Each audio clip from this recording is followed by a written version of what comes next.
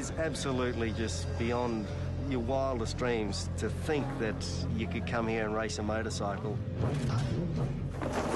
The Isle of Man TT is like a religion. It's the oldest motorcycle race in the world. You can stand on the footpath and you could literally reach out and touch the riders going past at close to 200 miles an hour.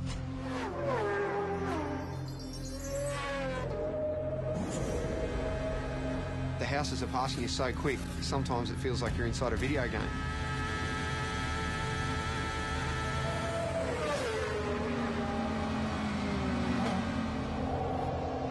It's frightening. It's damn dangerous and it stresses me out.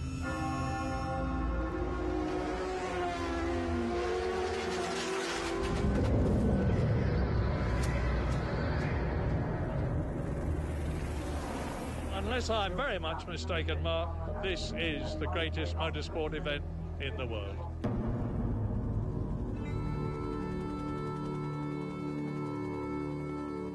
Between Ireland and Britain in the Irish Sea sits the Isle of Man. A sleepy tax haven for most of the year.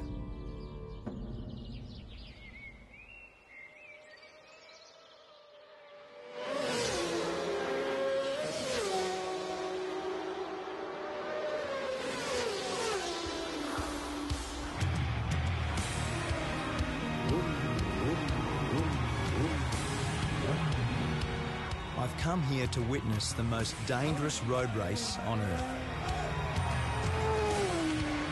It's about 200 kilometres an hour, straight at the front here, absolute lunacy.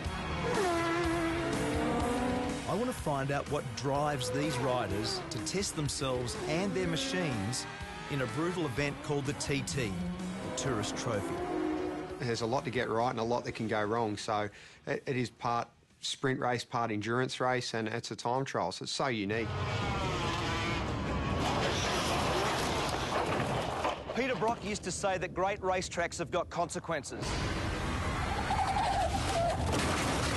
The Isle of Man TT is the ultimate road course. It's the fastest, wildest and most dangerous racetrack I've ever seen. And for the riders that compete here, there is absolutely no room for error.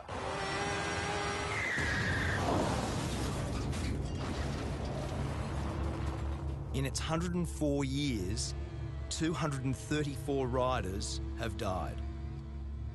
It says on the back of your pass that motor racing is dangerous. This is dead set dangerous, isn't it? It is. It really is. It's frightening. Aussie rider Cameron Donald is one of over 200 starters this year. And when you add the fans, it's like an invasion. With Cameron is his girlfriend Karen, herself a keen motorcyclist. They've been planning for the race all year. So is this normal nervous start tension? Kind of is. Normally this is done the night before. Is it? Or late night last night, obviously. Usually we like to have this done the night before, everything, but by the time we finish, like 11 o'clock, it's just like, let's get out of here and worry about it tomorrow. So what's Karen's job in this world? Keep me calm. We were born without time, nameless in the arms. Cameron grew up in Warrandyte in Victoria. It was his dad, Ken, who introduced him to the thrill of the two-wheeler. Lots of bike photos, not many other ones. No, we had consumed a fair bit of time, didn't it? It did. It took up a lot of time. From a young age, Cameron began winning and winning. I remember Mum actually saying to me, you know, you can't, when you're going to buy or build a house, you can't live in a motorbike. I remember saying to her, yeah, Mum, you can't race a house. So I think then she just pretty much gave up. The TT is held over a fortnight. 1 week for practice, 1 week for racing, 7 races in all. And in between, the public can go flat out, no speed limit on the Island Road course. Everyone that races here knows the dangers and they accept them and they do their best to ride accordingly. But I think it's sad in this world that we're all so wrapped in cotton wool these days, and there's so few opportunities to do anything dangerous. For Cameron, a plumber when he's not racing, there's no event bigger than this. Riders set off at 10-second intervals. It's all about the fastest lap of the island, and that's what makes it so pure and so dangerous. You sit on the start line, you're looking down that first hill, and because it's not a mass start, you're sitting there getting waved off one at a time. The pressure on you, everyone's looking at you, and it's a rush I've never had out of any other race.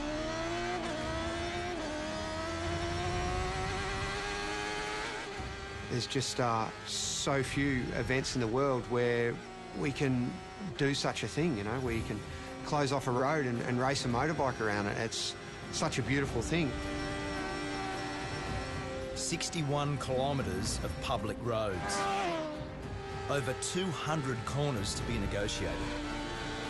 Top speed, 330 kilometres an hour. This isn't a track. This is a country road. Like, let's not get this wrong. And it's fast. My friend and 5-times world champion Mick Doohan has come here for the first time. Sort of madness, you know. He's not racing, but on the parade lap, he got a taste of what it's like. First reaction, as soon as you saw the place, looked around, what was your first reaction? Yeah, I didn't need to come here to have that reaction. It's just, you know, as I say, it really, you know, it is absolutely just beyond your wildest dreams to think that you could come here and race a motorcycle. The race has always had its critics, but from the start, its danger was its attraction. Back then, racing was banned in England, and the island was the only place where there were no speed limits. The TT was born.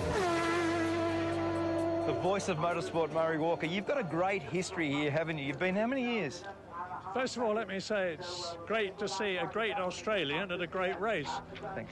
To answer your question, Mark, I first came here in 1925. I was born in 1923. My father won here. I don't know how many times I've been here. Many, many, many times. In his 88 years, Murray Walker has seen some very good riders. And impressing him this year is our Aussie rider, Cameron.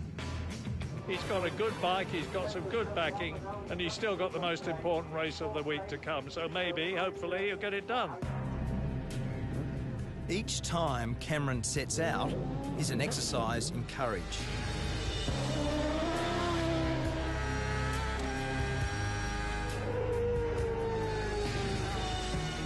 Each lap is an anxious one for Karen, who gets radio updates on his progress. I see the worry in her face before I head out for a race, and sometimes I feel a little bit guilty for putting people close to me through that stress. In the week I was there, 7 people lost their lives. 3 riders and 4 members of the public. ACU Events Limited regret to announce the death of Derek Bryan.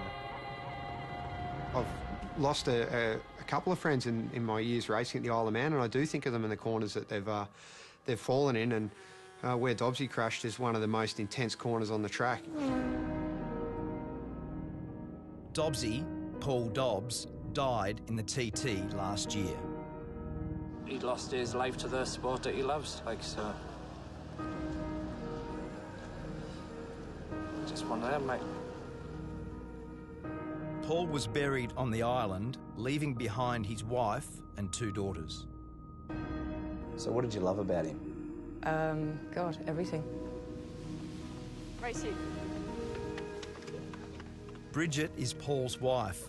A year on, she's brought the girls back to remember their dad at the race he loved.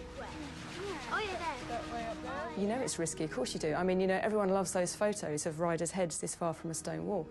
You know, obviously, the reason you love those photos is you think, oh my God, it's so close, you know? That's, it's, you know, other people have said that you only really know that you're alive when you're almost not. Some are just plain lucky to survive. Like Connor Cummins. I can actually see, know, where it's all gone wrong. I've disappeared over the side, and the way I look at it, that's where, you know, the injuries started to happen, and it's sort of, it does get to you a little bit. We'll just get on with life.